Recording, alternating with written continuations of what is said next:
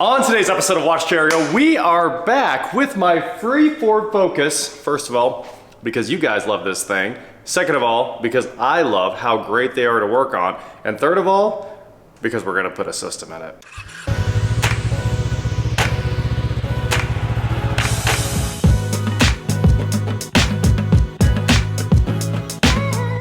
What is going on, guys? I am WatchJRGo, and today, like I said, we are back with my 2007 Ford Focus SES. That was the super everything super, as you guys know, of course. Of course the comments came and explained what SES was. I know what SES was, but we're trying to have some fun here, obviously. And then the best comment was somebody jumped in there and said, that subwoofer is not factory, it's clearly aftermarket. So I got on Crutchfield's website, as one does, because I needed an interface for this thing. And it said, with factory subwoofer, with a picture of my subwoofer, or without. So,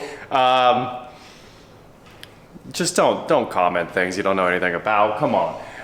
What we're gonna do today is put a head unit in here, and it's gonna be the free one that came with it, and we got an interface. So let me grab that real quick. This was like $60 or something like that. It's the one Crutchfield said to use, of course, and it does include Focus 04 to 11, and it should keep the steering wheel controls, or put the steering wheel controls in, because whoever was gonna install that radio probably wouldn't have had them.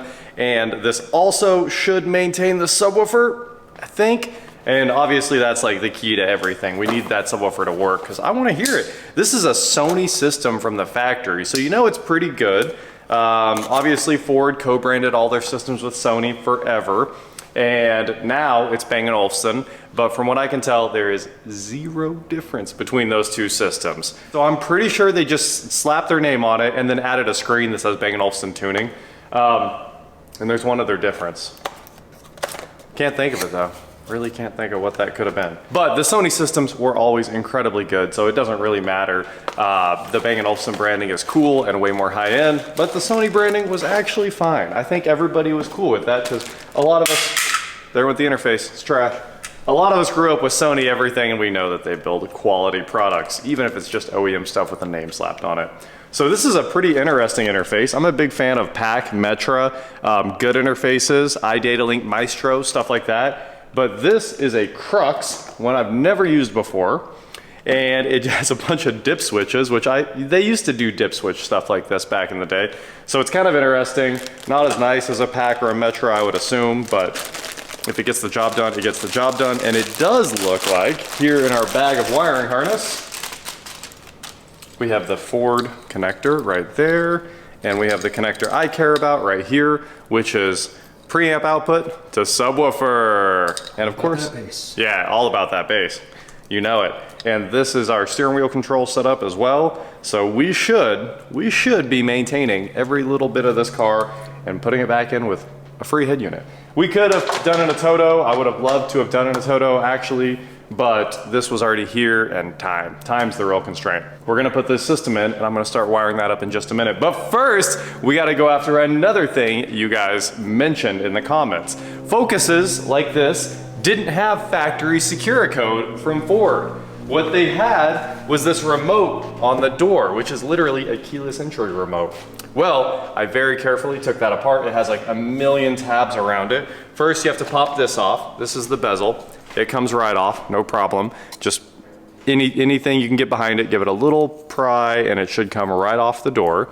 And then you have to pry all of these tabs off carefully.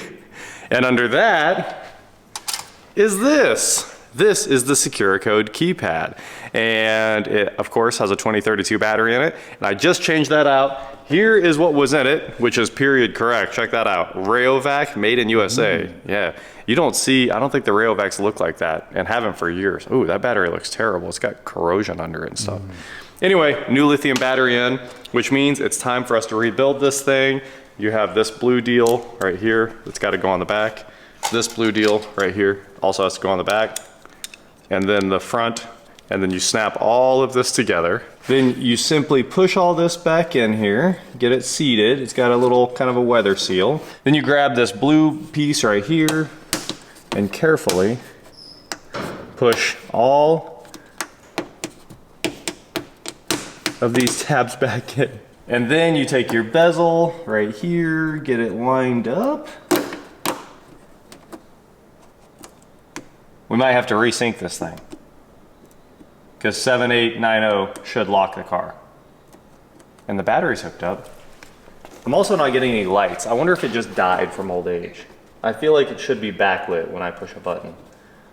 I mean, SecuriCode's sure backlit, but maybe for like a low power situation, like running on a battery, they don't light it up. I don't know. I didn't see any LEDs in there. So time to figure out how to sync the remotes to the Focus and try to make that work. I completely forgot that the old Autel TPMS tool can also check your keyless entry remotes for you. So instead of quick mode or advanced mode like I normally do to do TPMS work, you go to Toolkit, yes, RKE and RF monitor, remote keyless entry, yes, and then we'll push a button, or the buttons,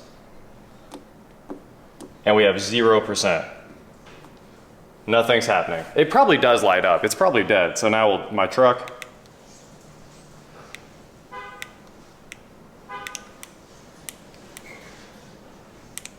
maybe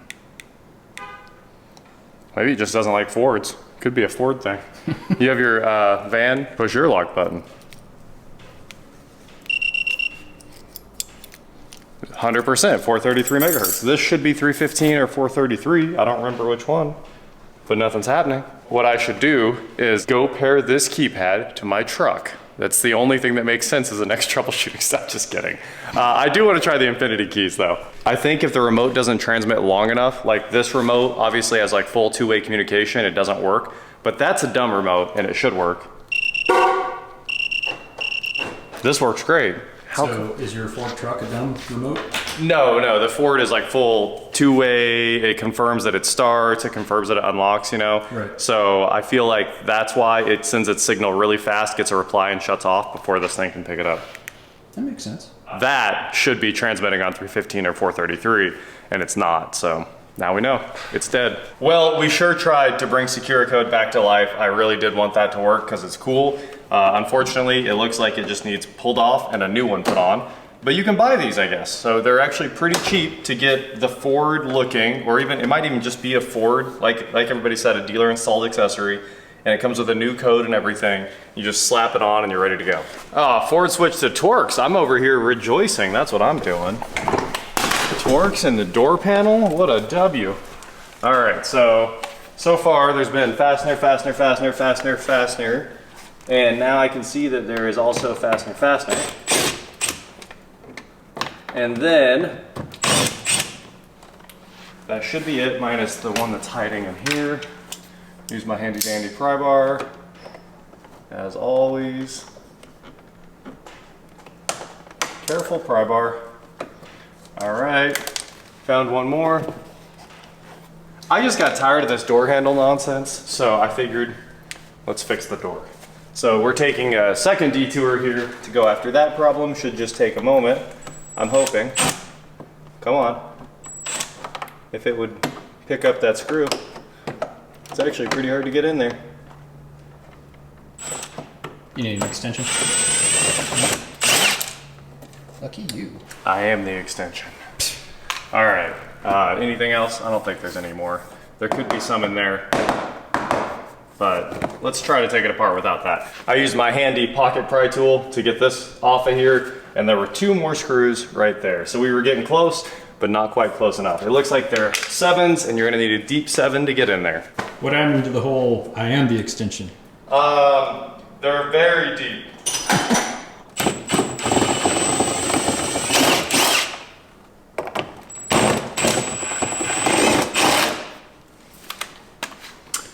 Now we've got our screws out. Come on off of here.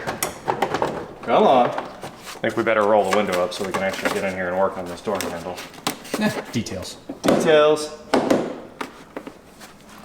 There's not an access hole right here like there would be on GM stuff.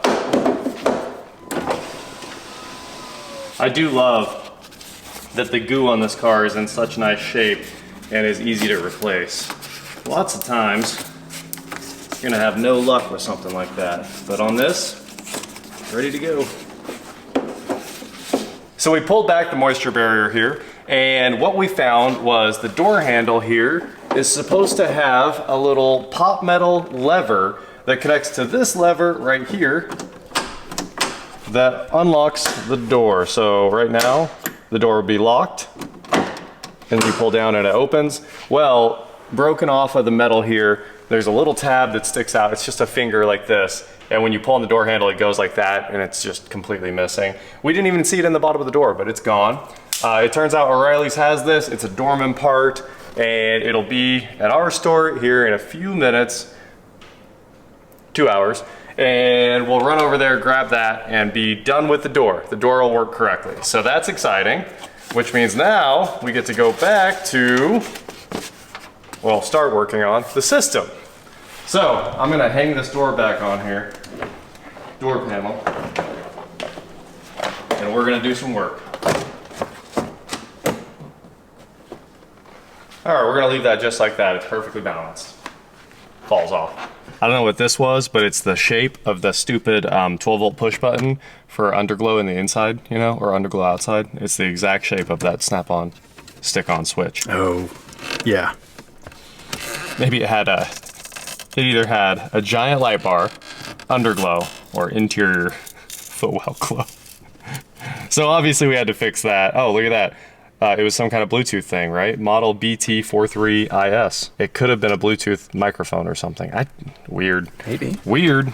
All right, we're gonna pop this guy out of here. Popped. This was just sitting on there. It wasn't actually in. I'm gonna fix that here in a minute too, so the climate control works. And this is our cigarette lighter that's already unplugged.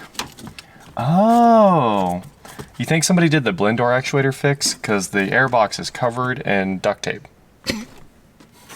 I mean, I assume if you go do that blend door fix, it's probably a pretty good way to do it without pulling the entire dash out. And duct tape is made for ducks. Yeah, that's true. That's true. I'll give them that. It's made for ducks at the park, not for ducks. All right, what do we got here? So this is the subwoofer input.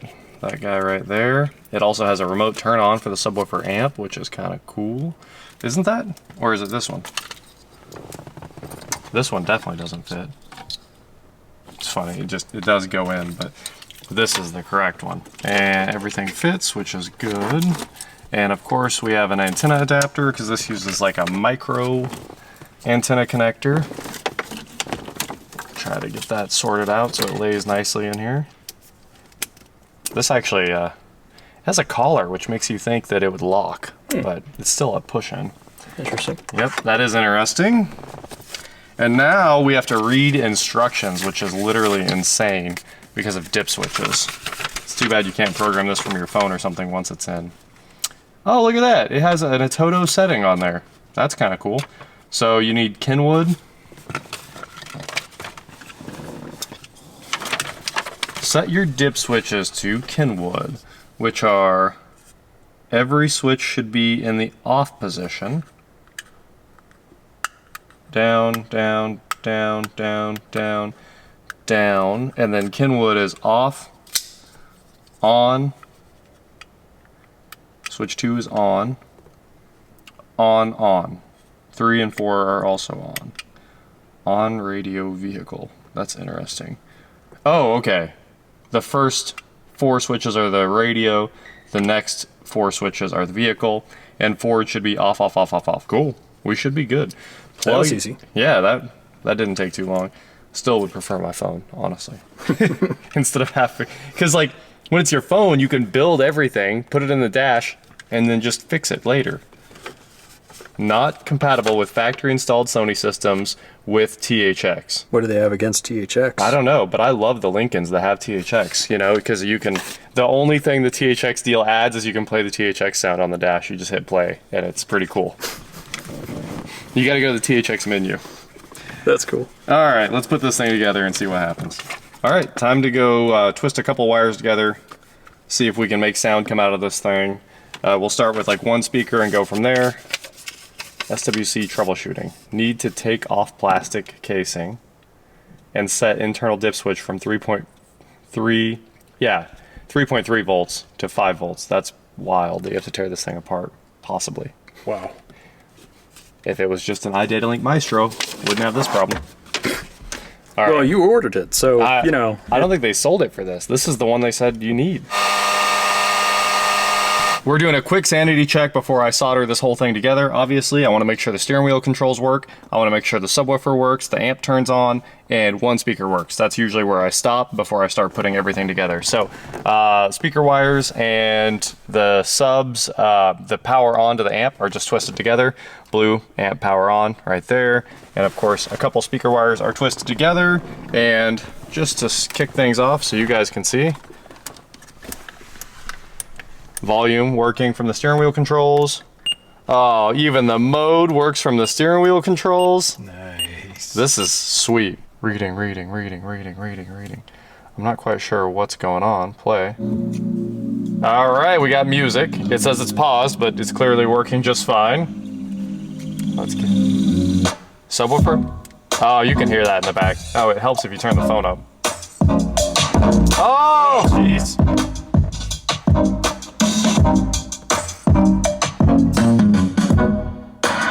We definitely have subwoofer.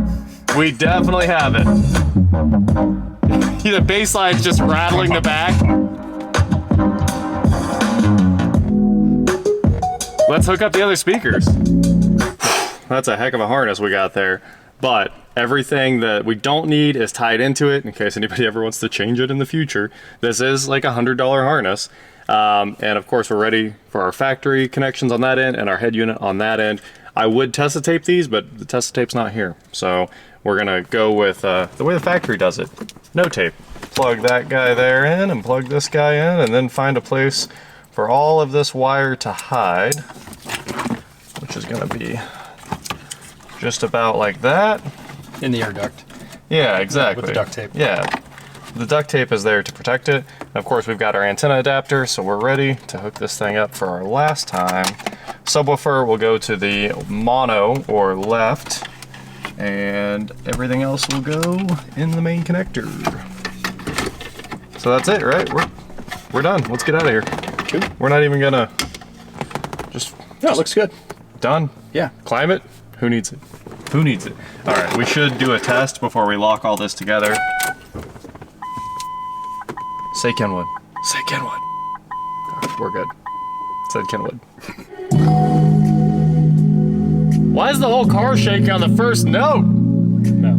Factory subwoofer gets after it, doesn't it? Yeah. It sounds like we have all the speakers now. All speakers are working. Yep. Oop. This is a cool song. It's got a little panning back and forth real fast. Kind of makes it fly around the car. I do like those channel switches. Yeah. All right, well, let's put some screws in this thing and put our bezel on here, and we should be all wrapped up with at least the front of this thing, and then we can get back to our door, and then we can get back to the front bumper, and then we can get back to whatever else is on this list. All right, the climate control is back together finally. That was disconnected when we picked it up, and it is missing this knob, and I haven't found that anywhere. It's just completely missing. And of course, Gabe, we went and got all new screws for the radio. They were in the cup holder. Don't worry about that. I'm gonna hook up the cigarette lighter. I had no idea. That's not. It's pretty funny. I'm not okay with it. You spent so much time looking through the bucket. Oh man. All right. Look at that. That's it. All we gotta do now is clean that, and test this out, make sure our lights work. Unfortunately, this Kenwood receiver has no illumination input. So even though the harness from this has illumination, and I can definitely turn on these lights, I can't turn the radio lights on. Weird. It's kind of, I mean, I get it. It's the new generation of ultra cheap receivers that don't have CD and all that stuff. But just put the illumination wire in there. It's not that hard. Yeah. Or give it CAN bus from the car. I don't care how you do it. But it's nice if the head unit can dim. A lot of them have light sensors on them though too. So that's how they're getting around it. Clock set. Everything good? Everything good? Kenwood. Spotify. Connecting. Oh, we need a cigarette lighter to really complete this. We got to put it back fully factory. Fully factory. Yeah. I have one from a Fiero we could put in here. O'Reilly's remains undefeated with parts that I can get on the same day. That's really all that matters in life. So they had to grab this one from the hub, but it should be here by now. There we go. 81970. This should be the front left inside of the door handle for this thing. Let's go put it in. All right, we've got our new door handle over here, and we rigged up a very long T20. And any second now, there we go. We'll loosen this with this mega extension. Mega extension's really where it's at, honestly. And now our screw should be just about loose. How long is this screw? I mean, it is what holds on the exterior door handle. It like ties everything together. So it's like 3 inches long for some reason. I see it. There we go. Perfect. That screw goes all the way through the door into that hole, all the way out here. And then of course, door handle, nice and easy like always. Slide backwards. If you've done a lot of wraps, you probably removed a trillion door handles, and usually that's not a big deal, but this one was so full of dirt, it didn't want to come apart. So the exterior is apart. Now we have to take one more screw out, and the whole assembly should just drop right out of here. And this time, I'm not messing around. We're using the impact the way it should have been done. All right, we've got the screw over here backed out most of the way. I don't think it has to come all the way out, at least I hope it doesn't. And then we have to actually pull the entire door lock assembly out of this thing just to change the reinforcement piece for the exterior door handle. How ridiculous, but should only take a couple seconds to do all this. And I think everything is gonna come out now. Guys, swapping this part out for this one is a monumental effort. I cannot tell you how long it's gonna take you just to get all of this nonsense here out of that little hole right there. So when you do this, you'll have to angle it in a lot, rotate the whole assembly all the way flat, and then you get the big part in, and then rotate it back up and in. And I mean, it took 15 minutes to get this out of here, wiggling and turning and just doing all kinds of fun things. And then once you get it out, you can move the lock right there, the key cylinder, over to that rod, and then the door handle over to this rod after you take all of this apart. So this little retaining tab on top is what's doing all the magic right there. Squeeze that, pull it in with some needle nose, and then go to town swapping everything over. So I'm gonna do that right now.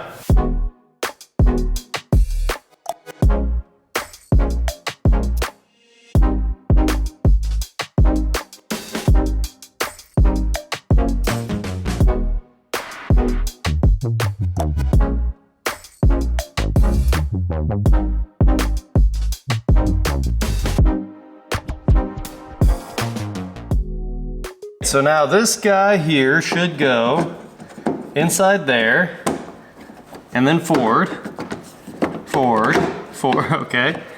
I'm not sure that entirely worked the way we wanted. Nope, it needs to go behind that. I see. So first we have to flip the latch down and get the handle under it. So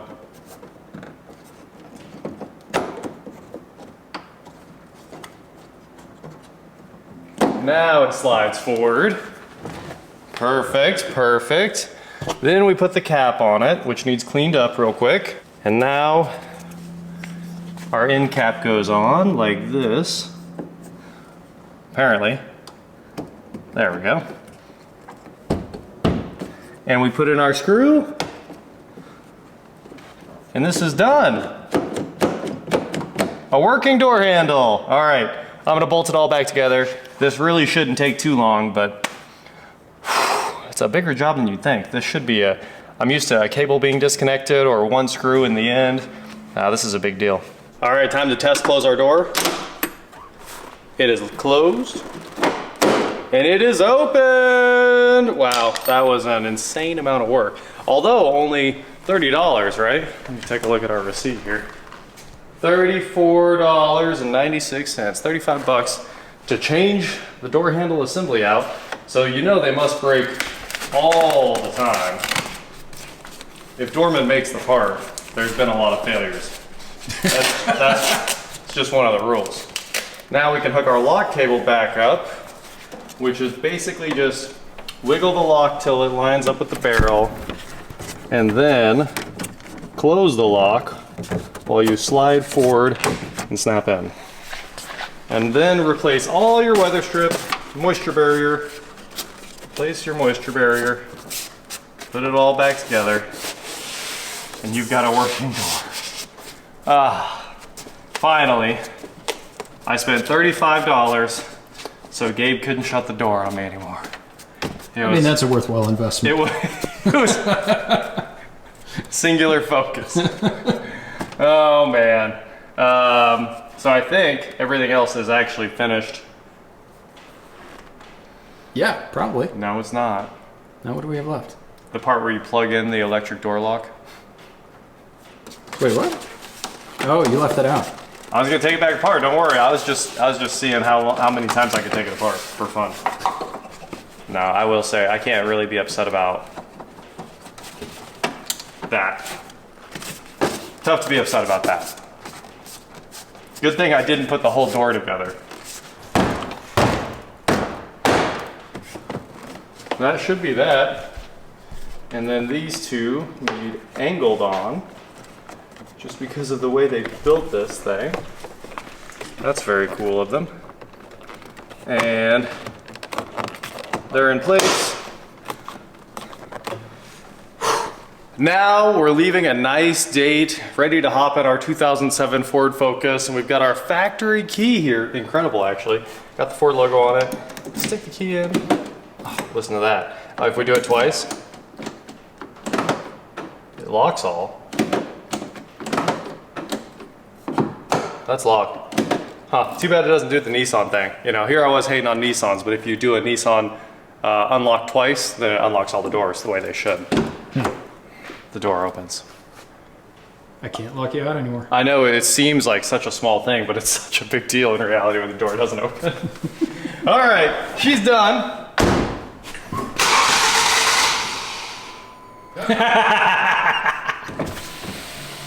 It's over for this thing. All right, I like it. First time we've ever lifted this car straight. Music!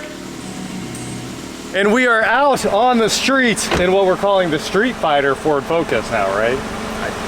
I mean, these things went hard in the early 2000s. They were, totally. And it looks like it goes pretty hard with factory wheels on it, honestly.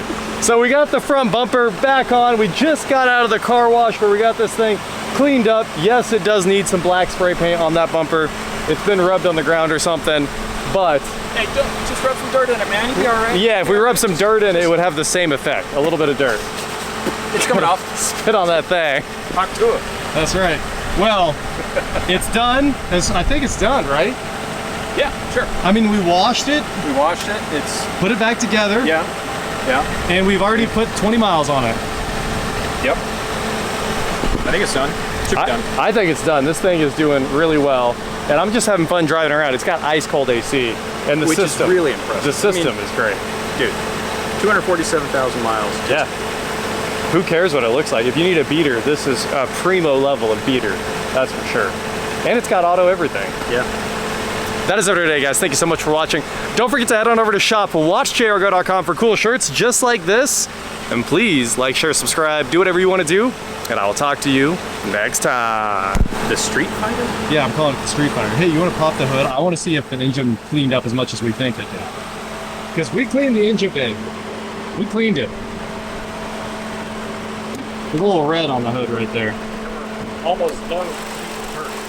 No people hurt in the making of this video. It's better. It could still be a little cleaner, couldn't it, if we actually clean the whole engine there with a brush. And so, Yeah, soap, brush, water, all the usual suspects. okay, so we actually just kind of blew it off. And we use the brush. Yeah.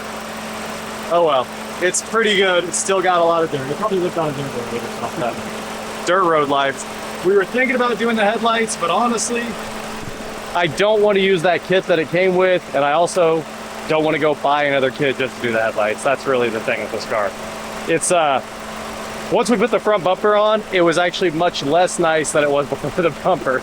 So now if we fix the headlights, the bumper will look out of place. And then we gotta fix the bumper. then we gotta paint the car. The whole, you give a mouse a cookie. That's right. You send them to jail. And yeah, exactly. And once we paint the bumper, we gotta PDR the whole car. Yeah. And we might as well. It's too much. It's too much. It's too much. I saw another dent where I was like, nope. But it's a great car. It is. I really do love it. So I think we're gonna sell this one and buy another one tomorrow. Depends. Or maybe today. It depends on how that phone call goes tomorrow. Okay. We're done with the Focus. It's great. Do the thing. Full height? Are you? I was like, you Oh, don't. yeah, I'll do it. No, don't. It just takes off.